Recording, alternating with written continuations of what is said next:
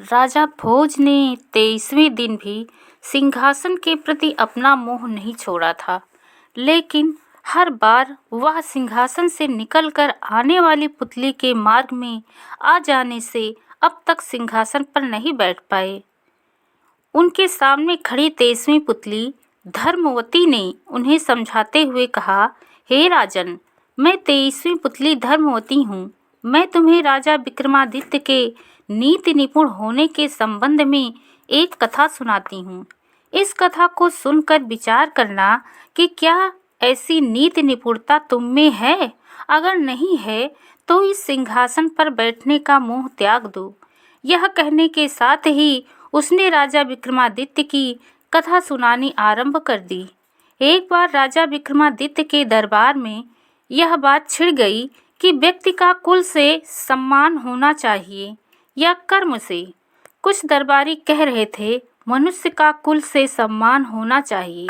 अच्छे कुल में जन्म लेना पूर्व जन्मों के अच्छे संस्कार का फल होता है, अतः ऐसे व्यक्ति को पूर्व जन्मों से अच्छे संस्कार मिलते हैं, उसका अच्छा होना जरूरी है।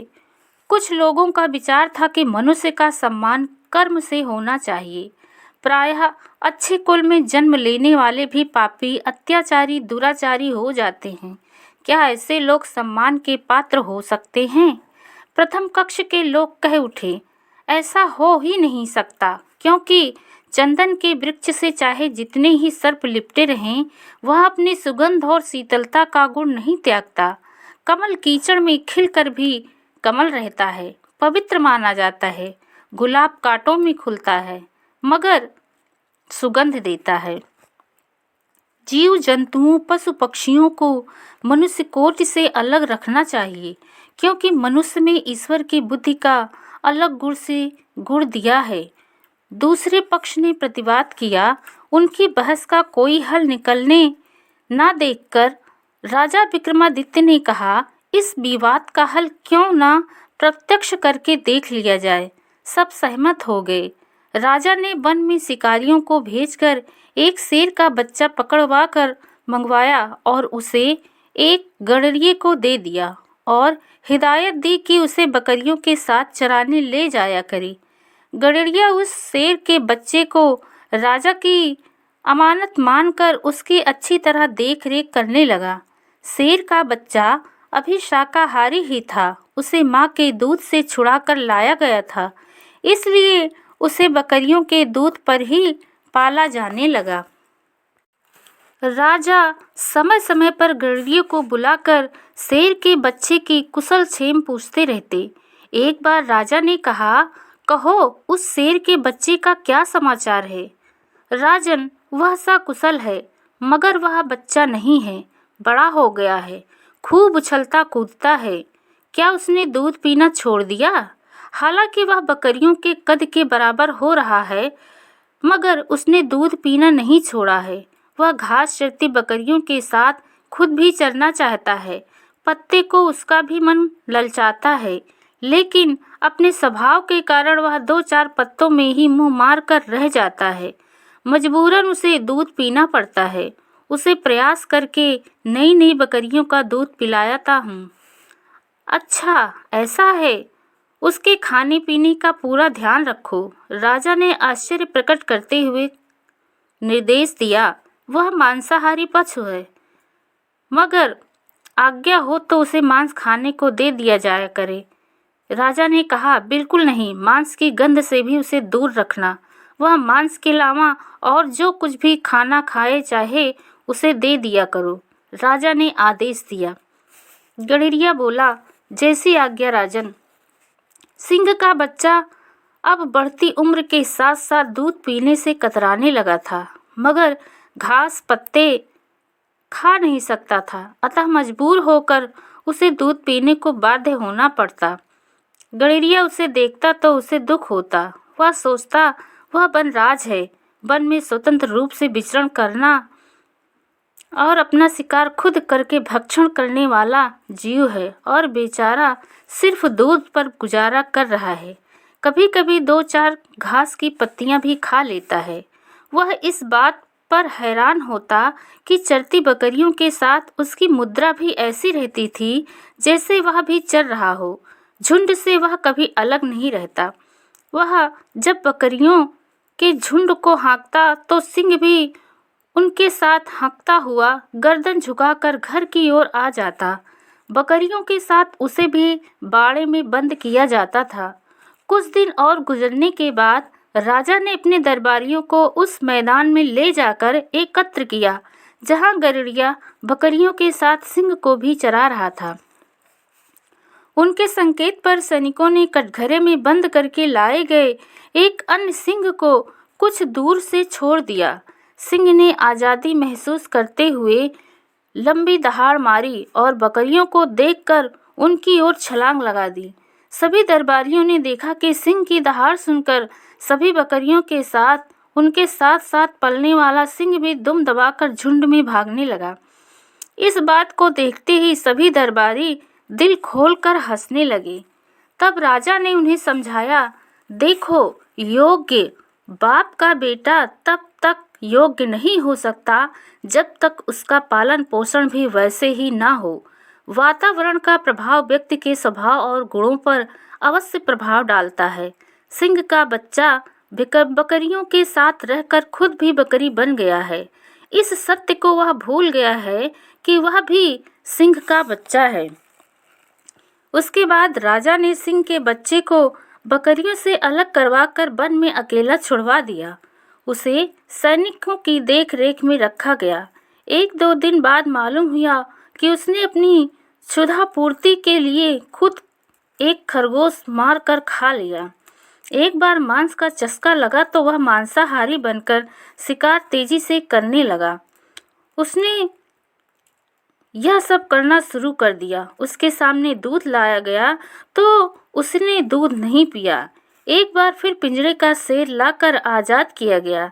सिंह ने आज़ाद होकर दहाड़ मारी तो शेर का बच्चा डरकर भागा नहीं बल्कि अपनी जगह डटा रहा। उसने जवाब में सिंह गर्जना से जंगल को गुंजा दिया। इस बात को देखकर दरबारियों ने कहा, यह था उसको बकरियों के वातावरण से हटा देने का प्रभाव। जब सिंह को सिंह के अनुकूल वातावरण और भोजन दिया गया तो उसने सिंह का प्राकृतिक स्वभाव अपना लिया। अब इस बात को भी समझ लो कि स्वतंत्र वातावरण पाने के बाद उसे शिकार करना किसने सिखाया? किसी ने नहीं। उसकी जन्मजात मूल प्रवृत्ति ने उसे ऐसा करने को बाध्य किया। सिंह गर्जना की बात भी उसे किसी ने नहीं सिखाई। उसमें मूल प्रवृत्ति चूंकि मौजूद थी, अतः बगैर सिखाए उसने समझ लिया। इससे यह निष्कर्ष निकलता है कि अच्छे कुल वाले व्यक्ति में अपने कुल का प्राकृतिक गुण विद्यमान रहता है, मगर उसे गलत वातावरण दे दिया जाए तो वह अपने प्राकृतिक गुणों से भटक जाता है। जैसे सिंह का बच्चा सिंह होते हुए भी बकरियों की संगति में रहने के कारण दुम दबाकर भागने लगा था। अच्छे कुल में जन्मे व्यक्ति को पुनः अच्छा वातावरण दे दिया जाए तो वह अपने वंशानुगत गुणों को पा लेता है, मगर व्यक्ति का सम्मान उसके कर्म से ही होना चाहिए। बगैर अच्छे कर्म के अच्छे कुल में जन्म लेने वाला सम्मान का अधिकारी नहीं होता। ठीक उसी तरह जैसे बकरियों के साथ दुम दबाकर भागने वाला सिंह का बच्चा सिंह कहलाने का अधिकारी नहीं रह गया था। सभी लोग वाह वाह कर उठे। महाराजा धीराज राजकुल में पैदा हुआ राजकुमार बन जाता है।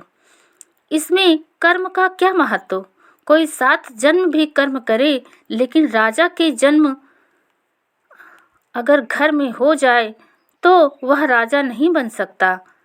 एक मंत्री ने कहा। राजा ने सुना और मुस्कुरा कर कहा। एक दिन उनके दरबार में एक नाविक अद्भुत सुंदर लाल पुष्प लेकर उपस्थित हुआ। वह पुष्प उसने राजा को उपहार स्वरूप देते हुए कहा, मैंने यह विलक्षण पुष्प कभी नहीं देखा। लाल पुष्प किसी रत्न की तरह ही दमक रहा था और अपनी आभा बिखेर रहा था। उस पुष्प के बारे में दरबारियों की भी यही राय थी। राजा ने मुस्कुराकर उस पुष्प के पाए जाने के स्थान के बारे में जानकारी ली। मल्लाह ने बताया कि उसने नदी की धारा में बहते हुए उठाया था। राजा ने मल्लाह को पुरस्कार दिया और मल्लाह को रोक लिया। फिर उस मंत्री की ओर पुष्प बढ़ाया जिसे राजा के कर्म विषय पर असहमति थी और कहा, मंत्री जी, यह अद्भुत पुष्प है। इस नाविक के साथ जाओ और जाकर खोजो ऐसे पुष्प कहाँ खिला करते हैं। वह बोला, जो आज्ञा राजन। पुष्प को निकट से देखा और नाविक के साथ चल दिया। नाविक उसे नाव में बैठाकर उस दिशा में ले चला जिस धारा से पुष्प बहकर आया था। आगे जाकर कुछ और पुष्प मिले जिनसे मार्ग निर्देश मिला। विपरीत धारा में नौका यात्रा करते करते कई दिनों की लंबी यात्रा के बाद मंत्री को धारा में कई पुष्प एक साथ बहते नजर आए। उसने इधर उधर बढ़ना आरंभ किया। नदी की धारा दो संचारी पहाड़ियों के बीच से गुजरकर आ रही थी, इसलिए आगे नौका यात्रा संभव नहीं थी। मंत्री ने नौका पहाड़ी के किनारे लगाई और नाविक के साथ पहाड़ी पर चढ़ गया। कुछ आगे जाने के बाद उसने एक अद्भुत दृश्य देखा। एक विशाल वृक्ष पर एक योगी का शरीर जंजीरों में उल्टा लटका हुआ है और वह अखंड तपस्या कर रहा है। जंजीरों के कसाव की वजह से उसके हाथ पैरों में जख्म हो गए हैं। जख्मों से रक्त की बूंदें जब नीचे बहती जा रही थी, नदी की धारा में गिरती है। वे रक्त कण नदी की धारा में गिरते ही सुंदर लाल पुष्प बन जाते हैं। उसने यह भी देखा कि योगी से कुछ फासले पर सन्यासी बैठे अखंड साधना में लीन हैं। मंत्री ने वह अद्भुत दृश्य देखा और वापस आकर राजा को बताया।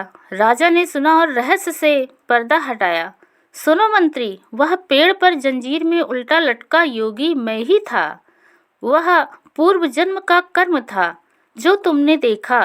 कुछ फासले पर बैठे जिन 20 योगियों को साधनारत तुमने देखा, वे कोई और नहीं, तुम सब मेरे दरबार के 20 दरबारी हो। राजा का बेटा होने से ही कोई राजा नहीं हो जाता, इंसान के कर्म उसे राजा बनाते हैं।